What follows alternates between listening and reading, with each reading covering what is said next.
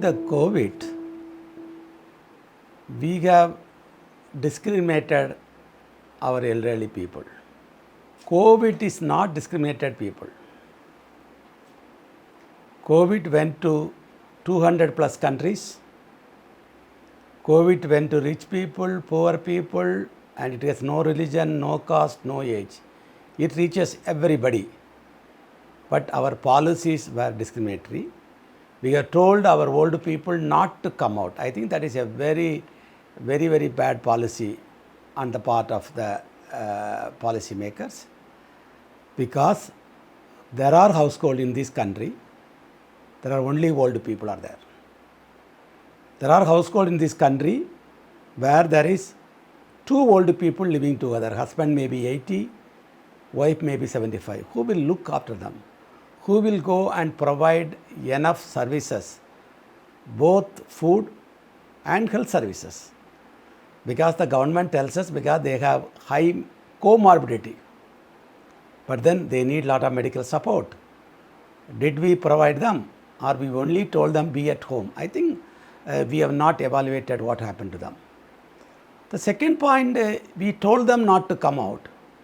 Did we provide them enough food? Did we do anything to know is any elderly person in this country is starving? Or anybody denied health rights? They could not go to hospital for something called dialysis or some checkup, routine medical checkup. Many people have not gone. So we have not taken care of them well during the COVID-19. Only we told them sit at home. And that also created what we call them lot of mental health among elderly. Take the example. We have told them not to go to temple, not to go to church, not to go to the prayer places.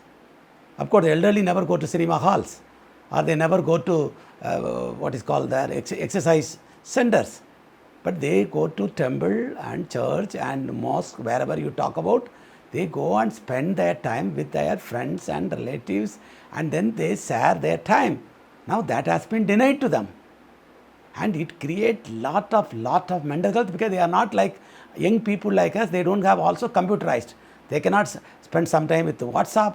They cannot spend some time with Skype and other things, because they are not digital friendly. So we have denied them many things in the name of COVID. But now COVID is still not leaving. And we are reaching number 1 very soon in this world.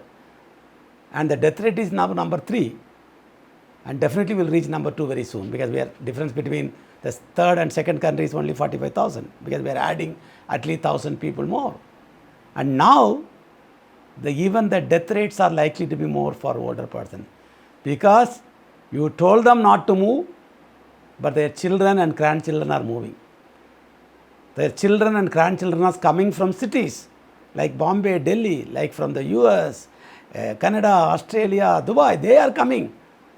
When they come, probably they will not get COVID, because they have the body which never make them to be COVID-19 positive, but then probably they transfer to their parents and grandparents.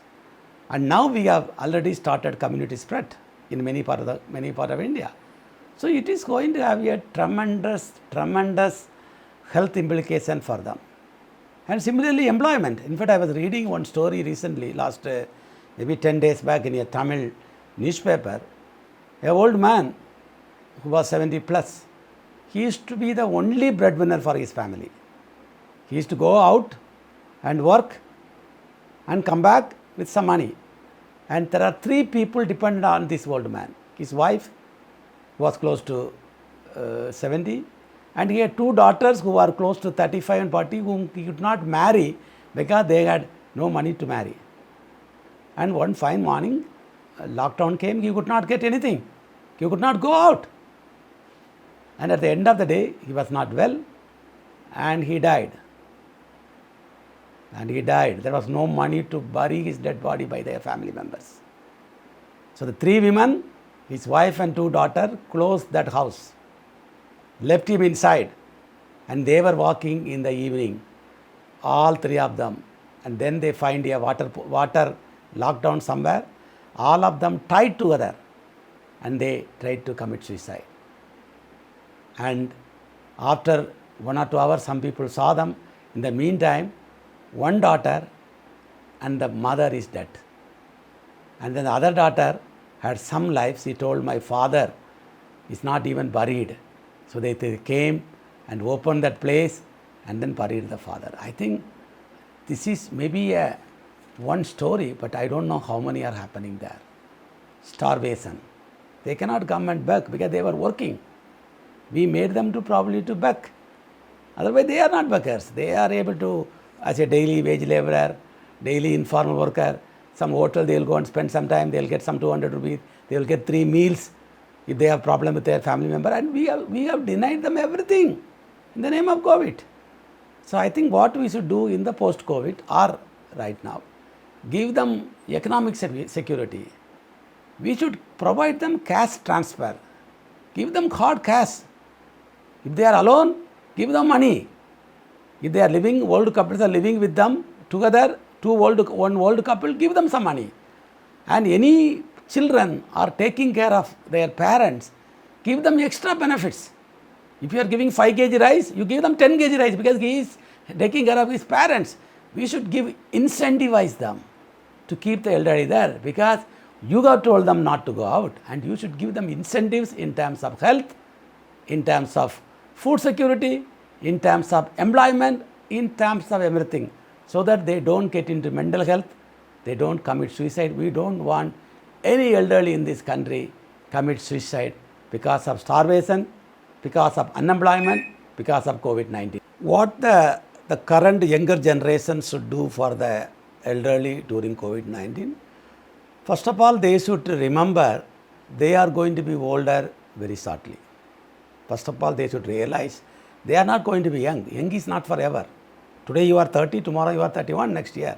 After 30 years you are 60. The old parents today they just married couples 30 years back. So I think you should realize that you will reach their age. And second thing, all the young people should visit the neighborhoods. Visit your streets, any elderly living alone. If any young people who have visited that household with the elderly and his wife and the 2 daughters, probably that elderly would got real care. Look at your neighborhood. Don't go too far. In your streets, maybe from your house, 5 house front, 5 house back, 5 house left and right. So you have 20 houses. Just to walk around and see, do they need any help? They deserve help. You can do. And you cannot do, tell others there is a demand. Somebody needs money. Somebody needs food. You should provide them. And it is your moral responsibility because you will reach the same position very soon.